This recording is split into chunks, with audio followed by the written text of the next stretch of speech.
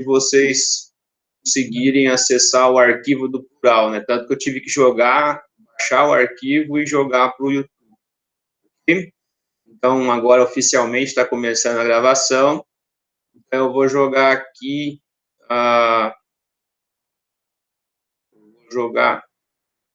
tentar colocar. Vocês estão vendo aí os slides? Ó, 13, a guerra de propaganda. Sim. Ainda não apareceu para mim. Não? Não. Aparecendo a minha cara ainda? Tá. Ué. Estranho. Alguns apareceu, para outros não. E aí? Ah, Giovana, não. Continua não aparecendo? Não, tá ainda seu rosto. Ué. Peraí, então vou tentar. Tá, pronto, agora deu certo. Mas agora saiu. Agora saiu.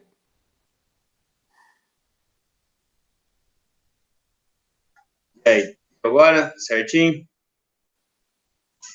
Certo. Deu Então certo. Vai. Valeu. Entrou mais alguém aí, peraí. Daniel. Bom, vamos lá então. Imagino que a maioria deva ter visto a outra aula, né? A aula que eu fiz aí online. Não sei se foi boa, não sei se deu para pegar as coisas. Essa seria a segunda aula de Guerra Fria, certo? Na primeira aula a gente trabalhou bastante a questão dos sistemas e viu como que esses sistemas eles caíram, né? Eles aconteceram, como que esses sistemas eles se reproduziram ao longo do mundo, né? No caso, como que a Guerra Fria foi reproduzida em vários territórios do mundo. Então, Alemanha, Berlim, mais um. Berlim, nós vamos ver hoje o Vietnã, né? A Coreia do Sul, a Coreia do Norte.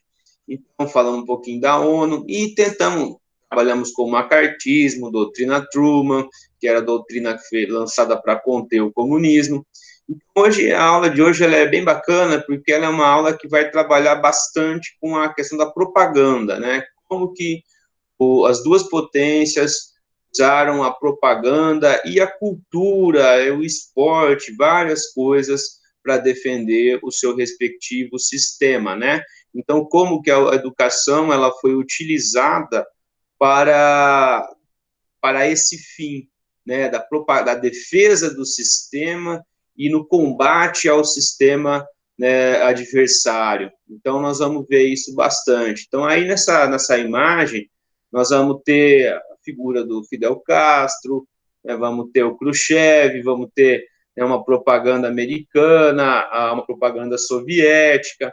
Então, nós vamos ver bastante coisa a respeito disso ao longo da aula, né?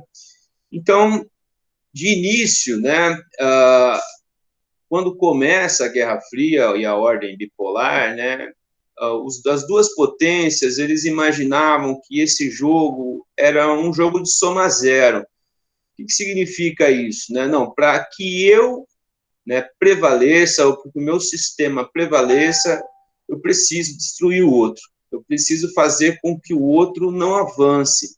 Então, não existia, em princípio, né, aquela ideia da coexistência pacífica. Então, eu tenho que destruir o outro. O capitalismo, né, os Estados Unidos, tendo que conter o avanço comunista, destruir, né, o bloco comunista.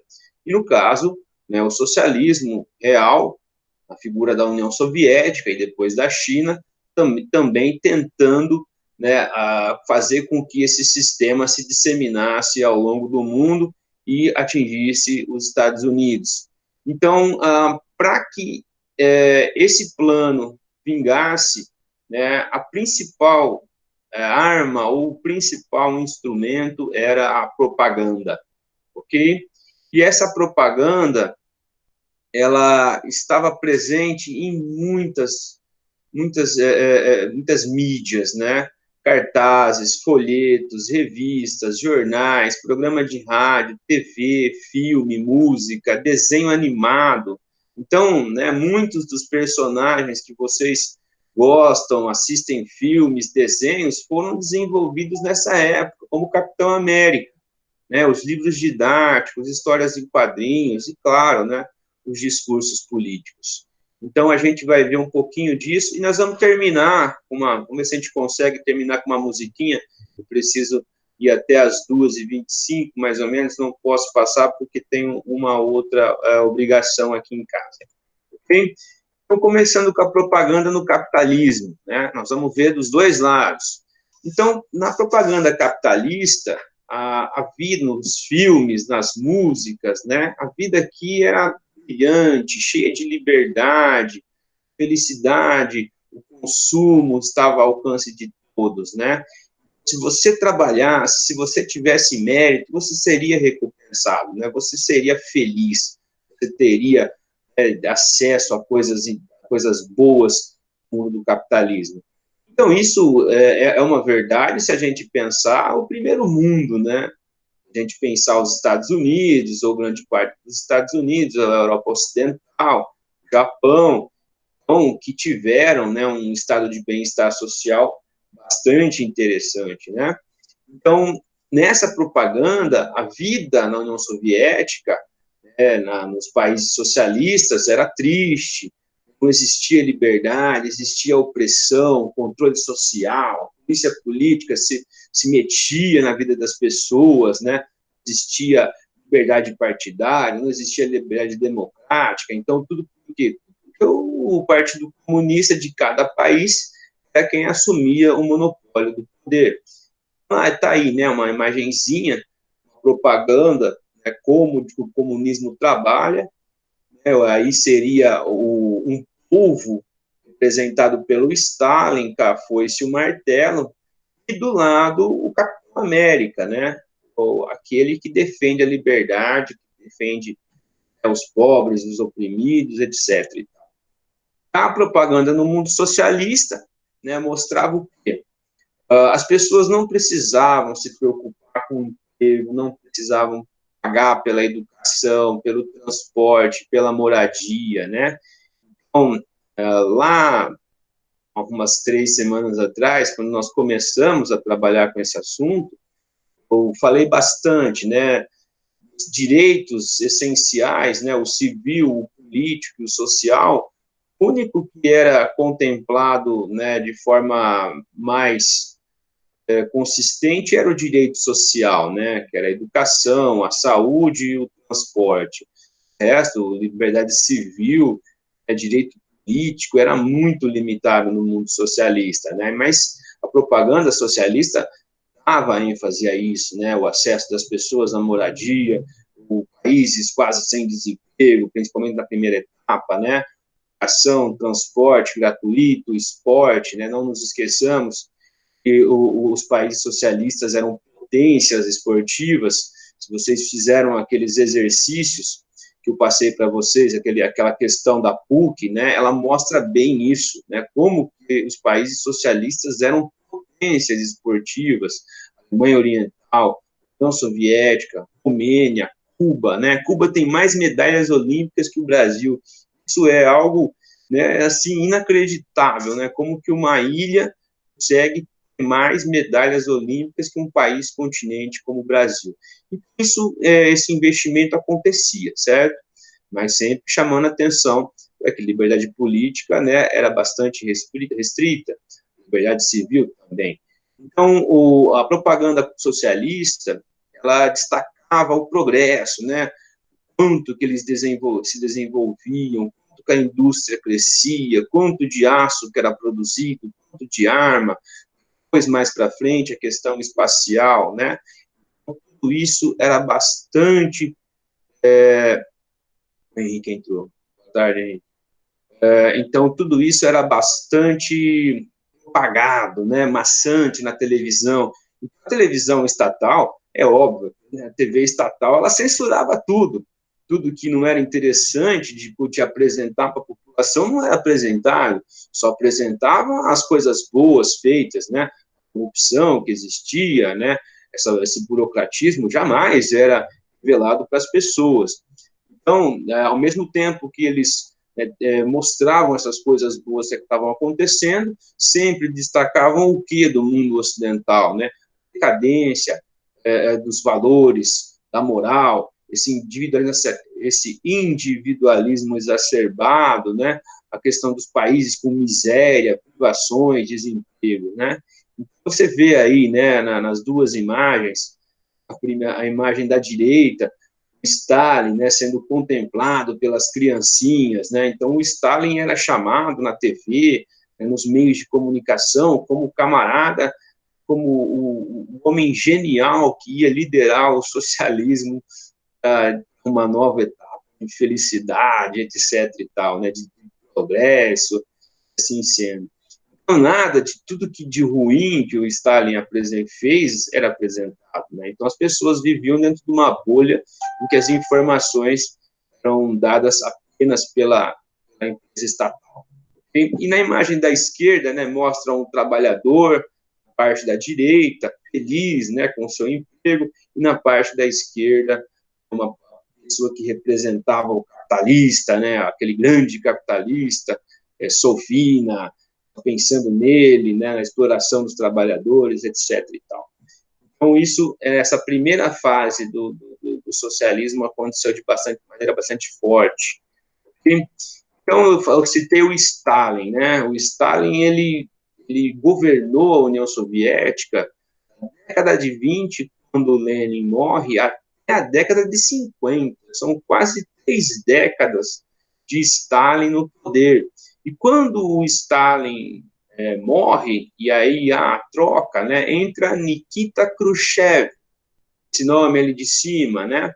E o Khrushchev, ele vai chegar ao poder com um discurso diferente, né? Então, no 20º Congresso do Partido Comunista da União Soviética, Khrushchev resolve dar aí sinais de transparência política, né? Tanto que ele condena, né, nesse congresso, a atuação de Stalin e revela ao mundo o quê?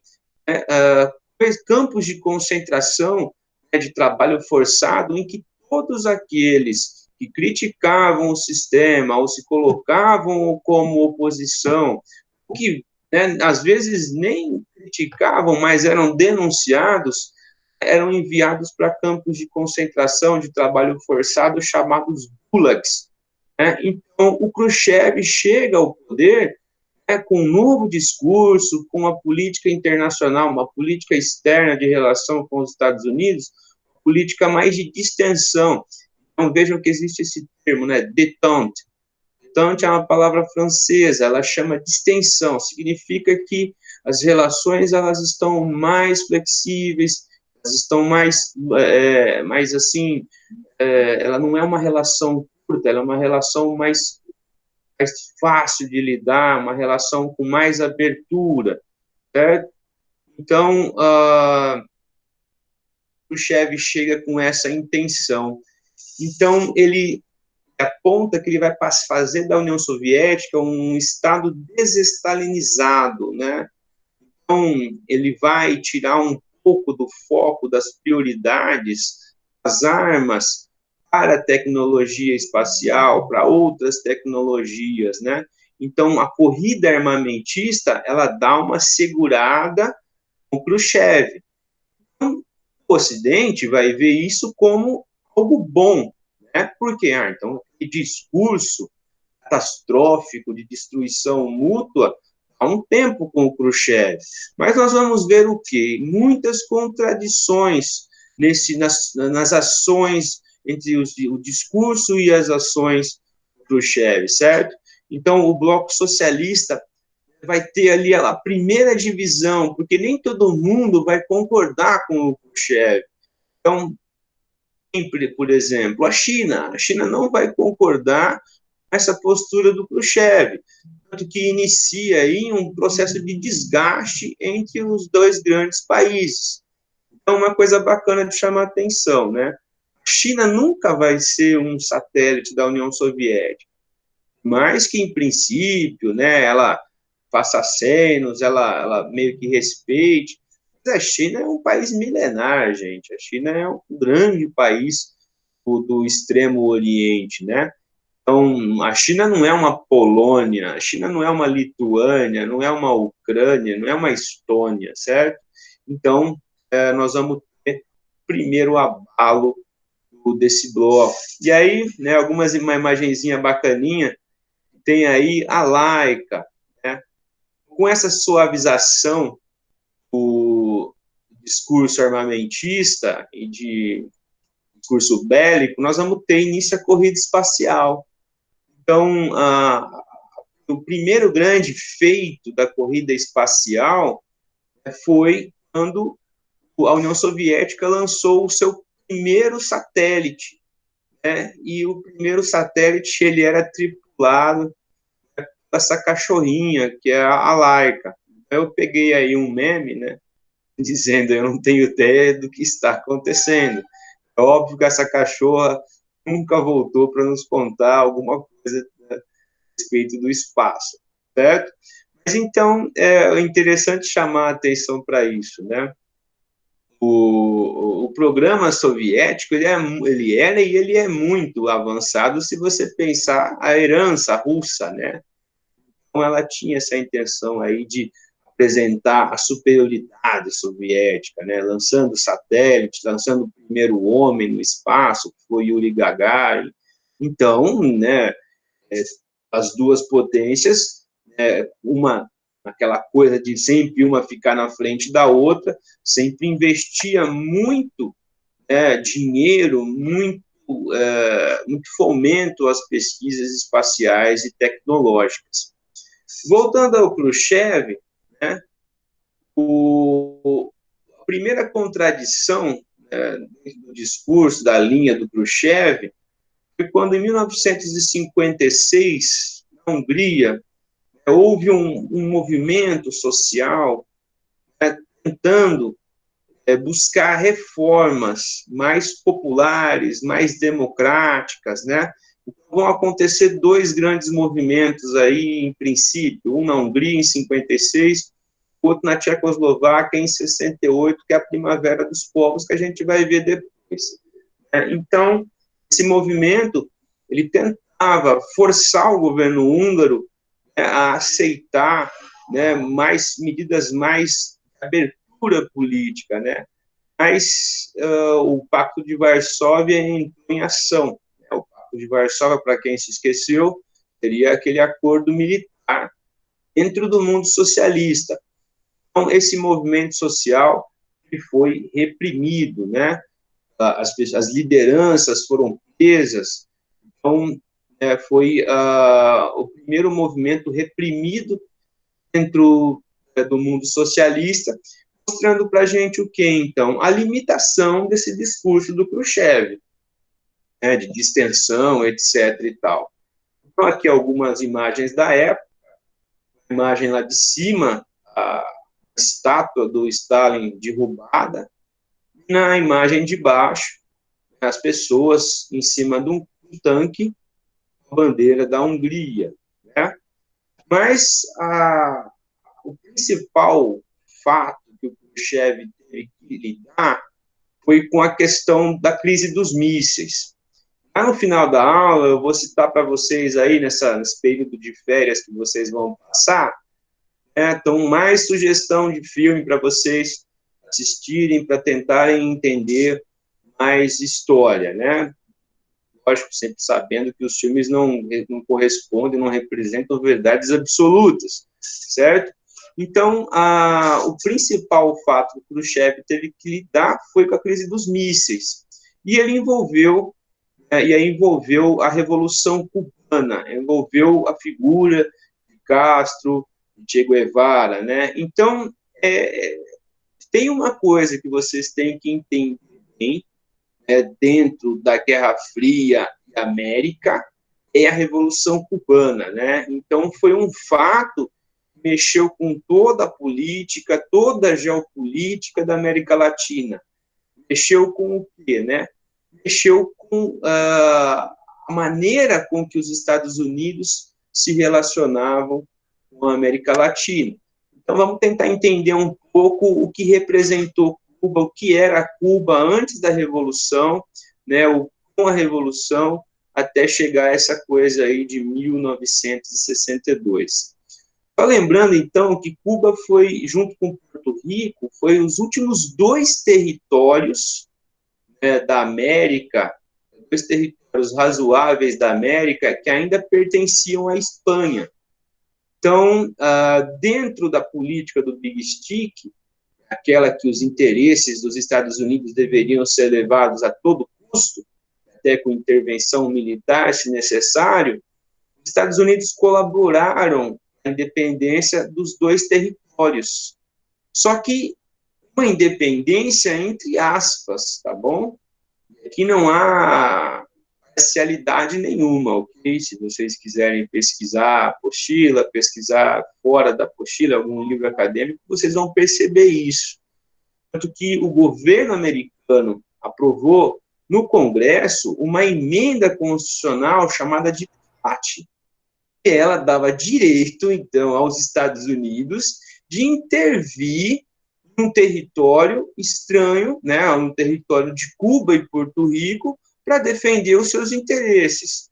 Que vocês possam entender bem isso. Quais seriam esses interesses? Muitos estadunidenses tinham propriedades nesses lugares. Então, Cuba e Porto Rico são ilhas, né, tropicais, que produzem itens tropicais. Então, existe uma empresa americana, né, chamada United Fruit, que possuía propriedades em Cuba. Então, os Estados Unidos queriam que Cuba continuasse, né, com esse papel, né, de produção econômica à moda colonial, né, só mudando a sua metrópole, só olhando para os Estados Unidos e de vez esquecendo, né, a Espanha. Então, tudo aquilo que os Estados Unidos não gostavam de fazer em casa, como cassinos, pela prostituição, turismo de prostituição, drogas, bebidas, porque chegou um momento, né, não sei se vocês sabem, mas chegou um momento que houve a chamada lei seca nos Estados Unidos. Não poderia comercializar bebidas nos Estados Unidos. Então, eles iam para Cuba para beber, certo? Para beber, para curtir esse tipo de turismo meio, né, lado B, ok? Então, a Cuba, até a década de 50, ela foi como um quintalzão dos Estados Unidos. E dentro em Cuba existia um ditador, né, tipo uma marionete, tipo um títere, né, um governador que respondia aos interesses dos Estados Unidos, né, em Cuba. Então, dentro de Cuba, ele representava, né, ser um ditador. Então, ele controlava o poder aí, né, a força, baseado nas Forças Armadas. Então, ele não existia em Cuba eleições, representantes, tudo era ditado a partir, né, de Fulgêncio Batista. Então, ele, obviamente, junto com uma burocracia dentro de Cuba, se valia, né, dos agrados dos Estados Unidos. Então, de certa forma, sempre, né, atendendo aos interesses, né, de certa forma, dos Estados Unidos dentro da ilha. Então, vai haver um início, com o tempo, vai surgir uma oposição a Batista, né? Então, e a principal figura de oposição a Batista foi Fidel Castro. Então, uma coisa importante que vocês têm que levar em consideração, né? Fidel Castro nem sempre foi um socialista, certo? Fidel Castro era um nacionalista cubano, ok?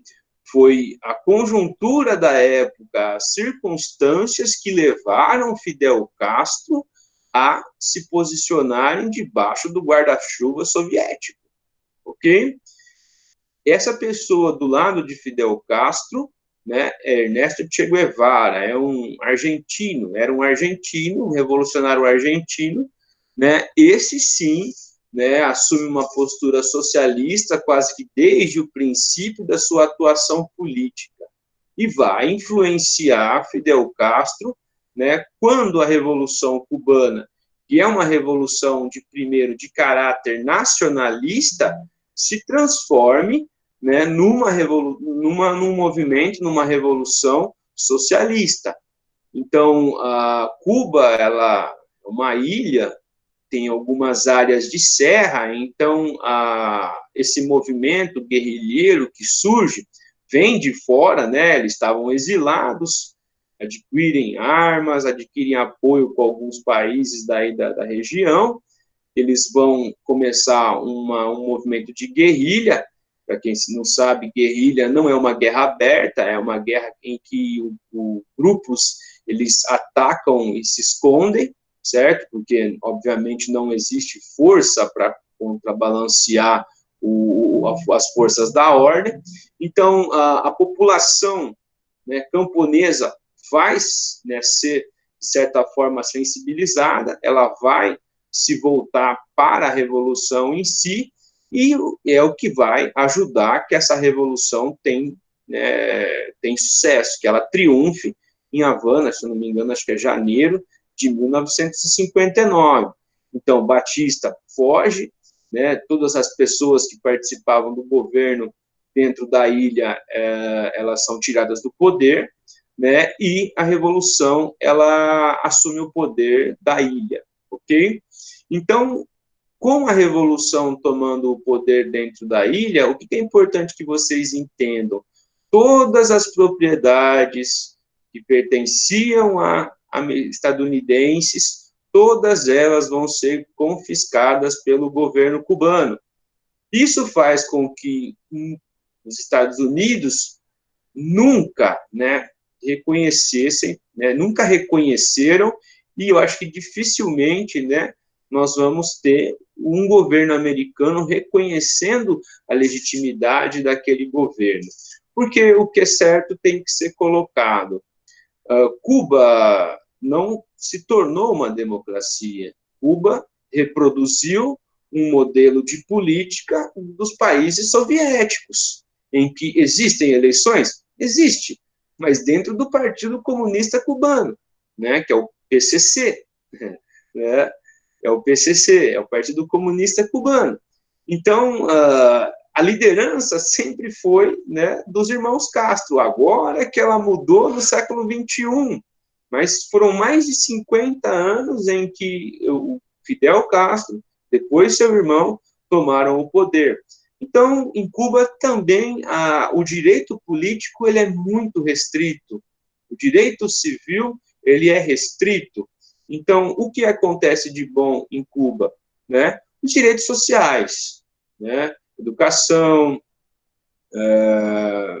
saúde, vocês sabem da história dos médicos cubanos, né? Então existe um número muito grande de médicos cubanos indo para os bairros, então eles, de certa forma, têm esses direitos sociais, ok? Então, quando os Estados Unidos não reconhecem essa revolução, não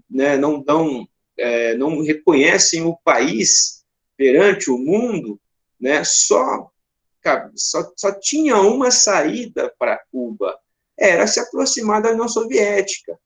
E essa, né, com muito bom grado, aceitou, mas desde que houvesse a reprodução do seu regime em Cuba, né? Então, houve a chamada socialização do regime, né?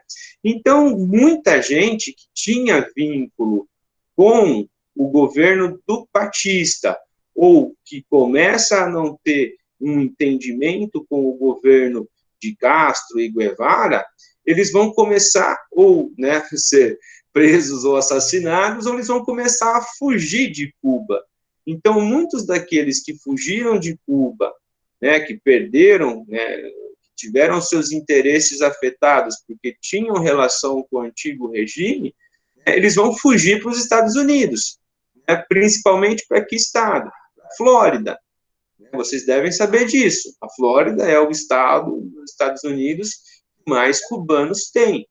Todos, a maioria, ou porque tinham alguma relação com o Batista, ou porque começaram, né, a se desentender, ou a ter uma oposição firme ou dificuldades econômicas dentro da ilha de Cuba.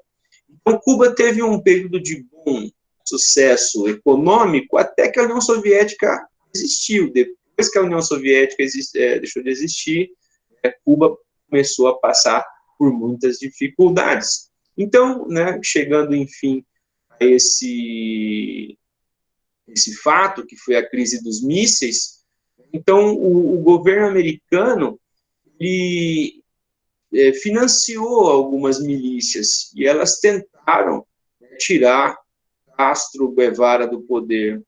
E o fato mais assim, que chamou a atenção do mundo foi a famigerada invasão da Baía dos Porcos.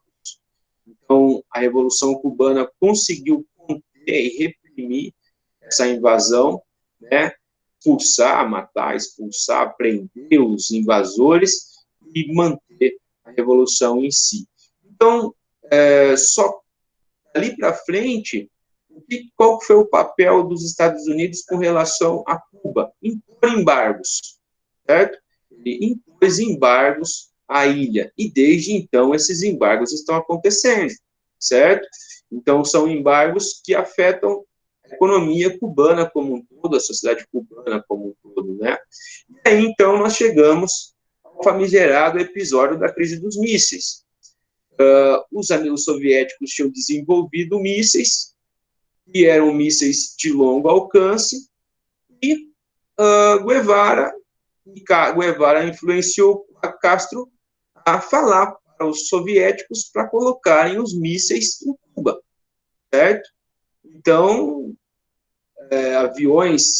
espiões dos Estados Unidos conseguiram, né, identificar mísseis balísticos, conseguiram identificar o perigo que estava ali nas portas do seu território. Então, houve uma crise diplomática, né, em que muita acusação de um lado e de outro, mundo, né, apreensivo, porque poderia começar uma guerra nuclear. Sendo assim, então, né, felizmente, houve um acordo entre os dois países, né, Estados Unidos e União Soviética, que os soviéticos se prontificaram a retirar os mísseis de Cuba, ok? Então, isso gerou uma apreensão no mundo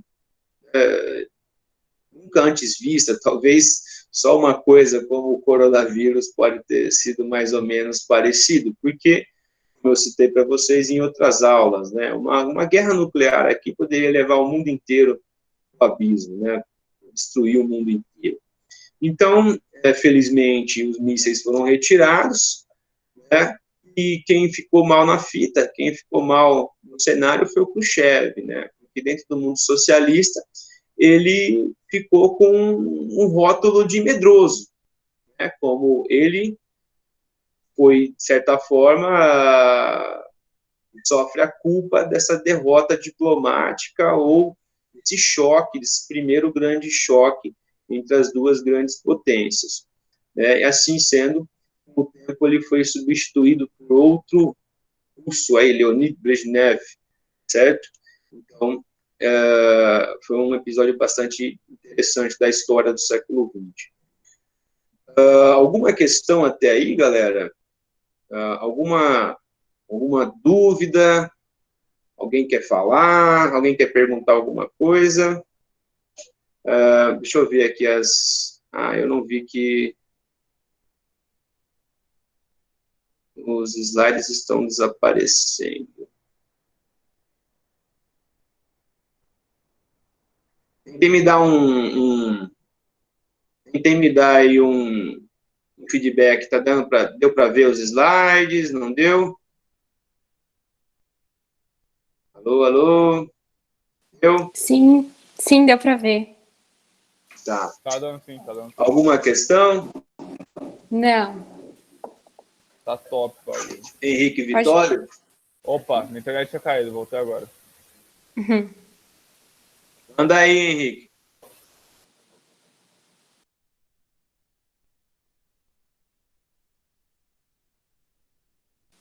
Não? Podemos continuar, então? Sim. Então tá.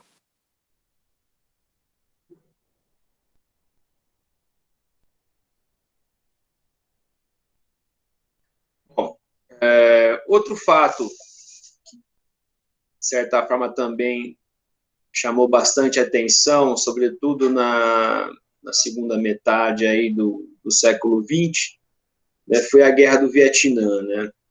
E o Vietnã, antes dele se chamar Vietnã, ele era chamado de Indochina, ou China Francesa, né? Então, ainda o Vietnã era uma colônia francesa desde o século XIX, né? Mas, no período que correspondeu à Segunda Guerra Mundial, o Vietnã ele foi ocupado pelo Japão, né? E dentro daquela coisa toda que nós trabalhamos, dos partisãs, as resistências, né, movimentos sociais aí, né, que tinham o socialismo como uma ideologia de referência, no Vietnã isso também aconteceu. E esse grupo era chamado de Viet Minh, né, os Vietcongues depois. E existia uma liderança chamada Ho Chi Minh. Então, quando a Segunda Guerra Mundial acaba, né, nós falamos muito disso aí na aula passada, vai ter início o processo de descolonização da África e da Ásia. Muito porque, né, União Soviética e Estados Unidos apoiam esse processo e a ONU também apoia esse processo. Okay? E quando acaba a Segunda Guerra Mundial, a Indochina volta para a França, certo? E o que vai acontecer? A França, ela, em princípio, ela não vai aceitar a independência do Vietnã. Então, esse movimento que colaborou na expulsão dos japoneses se voltou contra a França, certo? Então, vai haver dentro desse movimento aí, desse processo, um grupo mais nacionalista, não era esse grupo do Ho Chi Minh, e o grupo do Ho Chi Minh. Então, em 54, mesmo com a França, né, tentando manter a sua colônia, com a ajuda dos Estados Unidos, a independência do Vietnã ela é obtida, né? E aí essa questão em si, ela foi levada para ser discutida na Conferência de Genebra. Por conta do quê? Porque existiam dois movimentos. Um maior, liderado pelo Ho Chi Minh, que eram os Vietcongues, né, os Vietmins, socialistas, e no sul, um outro movimento mais nacionalista. Então, a Conferência de Genebra, tendo em conta, né, as características desse cenário internacional bipolar, né, eles vão dividir o Vietnã em dois, assim como dividiram a Coreia, norte e o sul, certo? Então, o norte também socialista e o sul, né, capitalista. No norte, um movimento liderado pelo Ho Chi Minh e no sul, um outro movimento, né, liderado por um outro ditador, né, que aí com apoio americano. Então, planejou-se em 2 anos eleições, né, mas essas eleições acabaram nem acontecendo, né? Então, os grupos começam a se confrontar, grupos do Sul e grupos do Norte. E os Estados Unidos, eles tinham em conta o quê? Que o movimento mais forte era o liderado pelo Ho Chi Minh. Então, os Estados Unidos, naquela coisa de conter o avanço do comunismo, né, vai começar a apoiar, né, as tropas do Sul. Então, eles vão, né, a França vai aceitar, mesmo porque a França, né, estava fragilizada por conta da Segunda Guerra Mundial, né? Então, a França, ela sai de cena, e quem entra para evitar com que o Vietnã se tornasse um país inteiramente socialista seria os Estados Unidos. Então, vejam aqui, né, a imagem que mostra um paralelo de referência, dividindo o território vietnamita em dois, o do norte e o do sul, ok? Então, o paralelo 17. Então, há uma intervenção maciça dos Estados Unidos. Então, soldados, milhares de soldados são enviados para o Vietnã para evitar com que o Vietnã se tornasse todo um país socialista. E aí é aquela coisa que eu disse a vocês, nunca houve um confronto direto entre as partes, mas, né, haviam confrontos indiretos. Então, tanto a União Soviética quanto a China, que é um território próximo do Vietnã, apoiaram, né, os norte-vietnamitas, né, que passam a ser vistos como os Vietcongs, certo? Então, né, há um confronto, né, muito forte entre essas duas partes. E é uma guerra, assim como a Segunda Guerra Mundial, ela é uma guerra total, galera. Ela é uma guerra que, principalmente no caso dos Estados Unidos, para com a população norte-vietnamita, né, é uma guerra que eles não escolhem, tipo assim, alvos. Todo mundo era alvo. Então, foi uma guerra que armas químicas foram usadas em grande profusão. Por quê? Vou tentar explicar para vocês rapidinho aqui.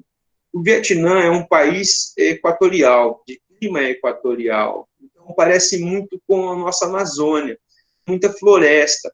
Então, os Vietcongs, eles não partiam também para uma guerra aberta contra os americanos. Eles partiam para uma guerra de guerrilha, que bate e sai, bate e sai. Então, eles se escondiam na floresta. Então, quando os helicópteros, os aviões americanos sobrevoavam as florestas, eles não conseguiam ver os inimigos. Então, o que eles faziam? Eles aí jogavam armas químicas, um chamado agente laranja, para quê? Para tirar todas as folhas das árvores. Só que imagina, se eles matavam as folhas das árvores, também geravam queimaduras, geravam problemas, né, de pele das pessoas. Então, desse fato, eu chamo a atenção para essa imagenzinha, né, da direita aí, essa menininha, conforme tem esse produto no seu corpo, jogado dentro do seu corpo, a queimadura, a sensação de queimadura é tão grande que ela tirou toda a sua roupa e correu nua, e um fotógrafo conseguiu captar essas crianças. Então, quando a imprensa internacional consegue ter acesso a essas informações, né, essa guerra total que os Estados Unidos iam travando contra os vietnamitas, por conta das dificuldades que a geografia do lugar, o terreno, né, oferecia ao exército americano, às forças armadas dos Estados Unidos, né, a opinião internacional ficou bastante pesado. Então, de certa forma, o Vietnã representou para os Estados Unidos a sua primeira grande derrota, né? E com a saída das Forças Armadas Americanas, o Vietnã consolidou o seu Estado. Interessante, viu? O Vietnã hoje é um dos países que mais cresce no mundo.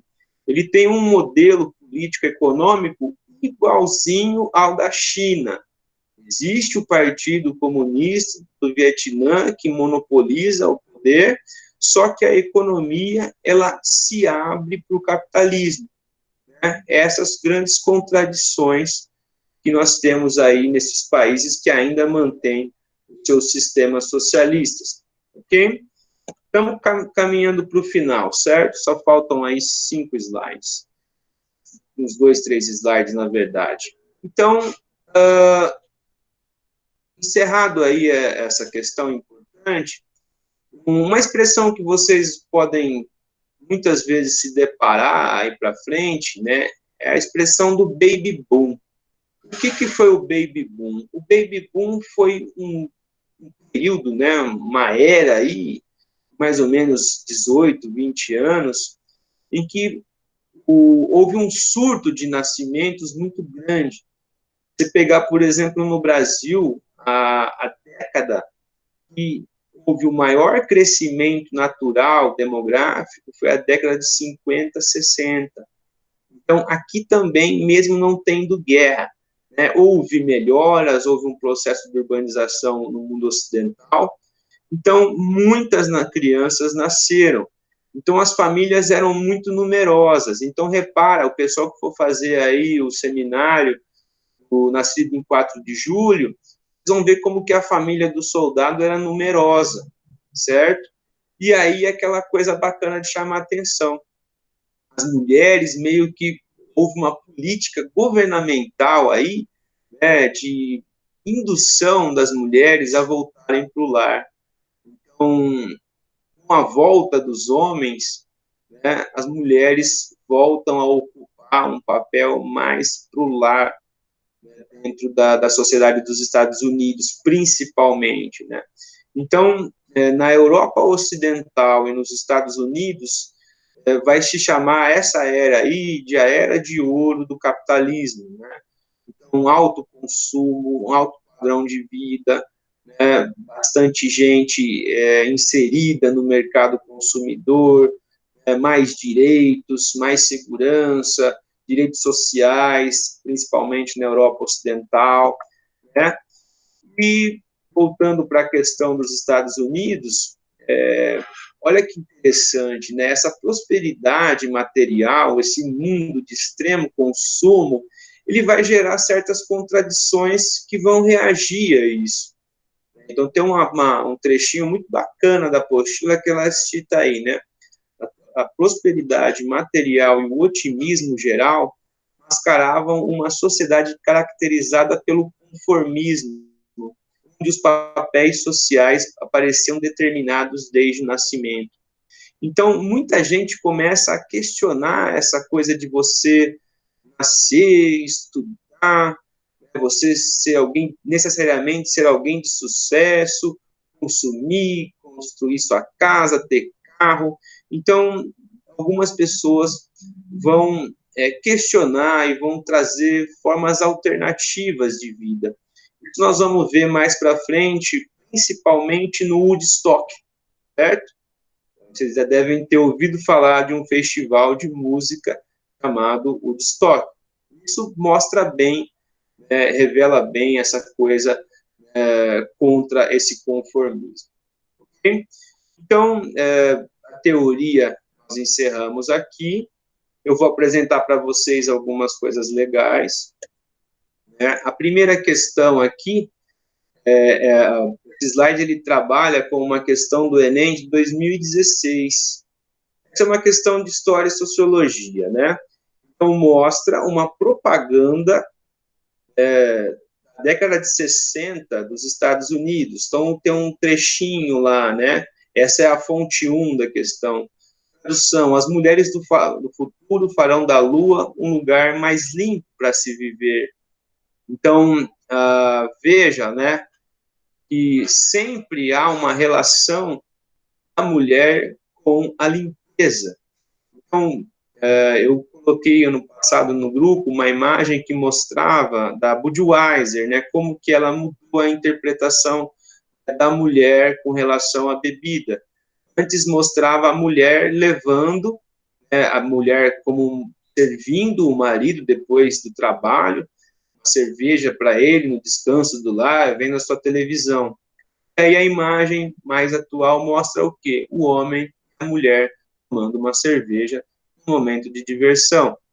E a fonte 2, o texto 2, ele mostra uma coisa mais atual.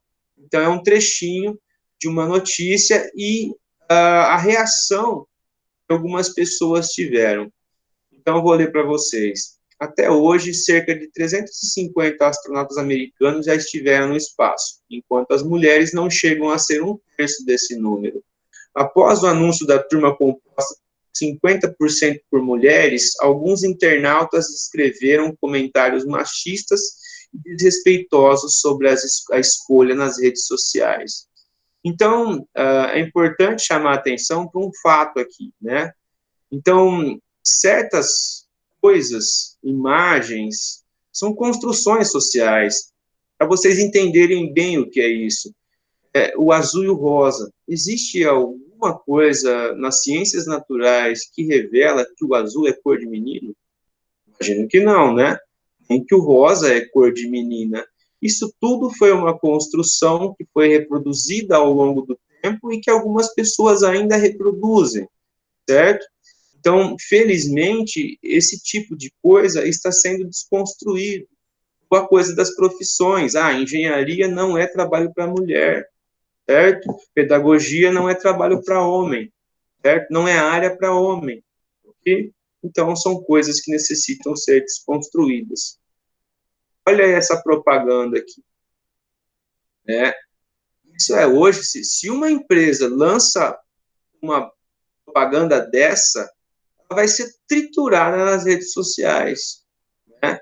É ousado, é audacioso, é olhar mais ousado nas camisas.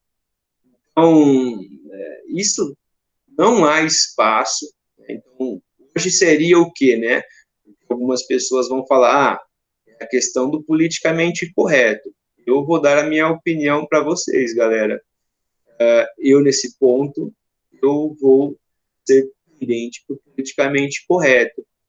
Porque, no meu modo de ver, o politicamente correto, ele representou um avanço, uma evolução em matéria de civilidade. Então, eu acho que ninguém aí acha razoável você pegar a sua mulher e dar palmadas na bunda dela, né?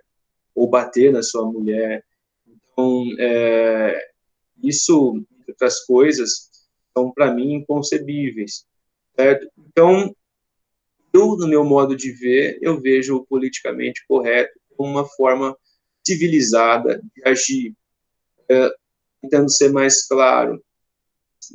Imagina se eu chego a minha ajudante e falou para ela, olha, e ela é morena, olha, faz um serviço de branco, certo? Quero essa casa limpa, faça um serviço de branco, ok? Imagina como que ela vai se sentir.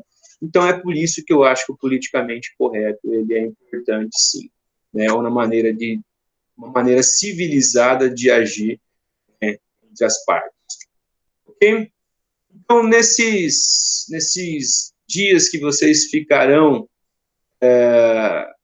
em casa, mais um pouco em casa, sugestões de filmes fora aquilo que vocês, né, trabalharam no dia. Vão trabalhar aí, quem trabalhou, alguns trabalharam, alguns vão trabalhar, né? Vão fazer aí uma apresentaçãozinha de 5 a 7 minutos, vai ser um vídeo de celular, feito no celular, aí vocês podem fazer o que vocês quiserem, certo?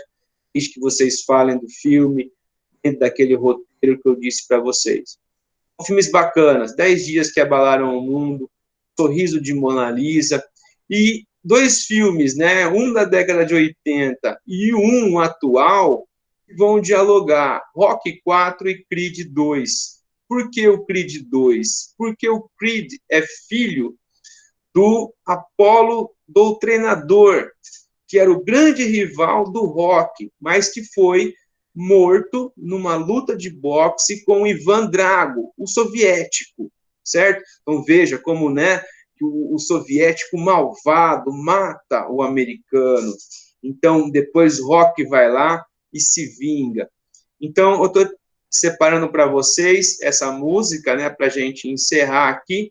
Vamos ver se eu consigo, né, colocar para que vocês possam ver aí.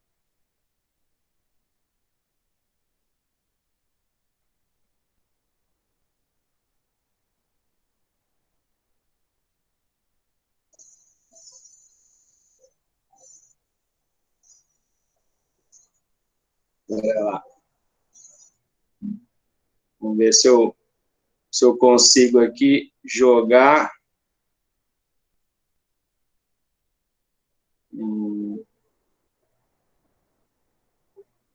Por que não está aparecendo, hein?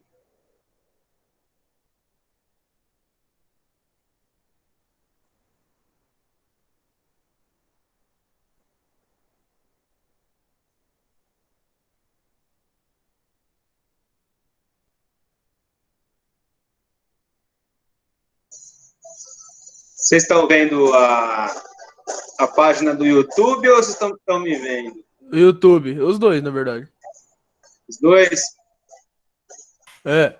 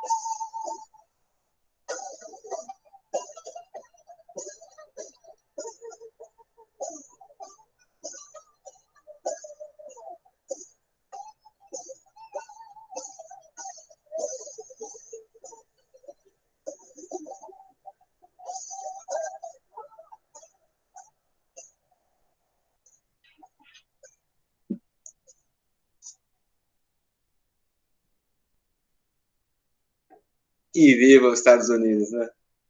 Enfim, galera, nossa aula de hoje termina por aqui.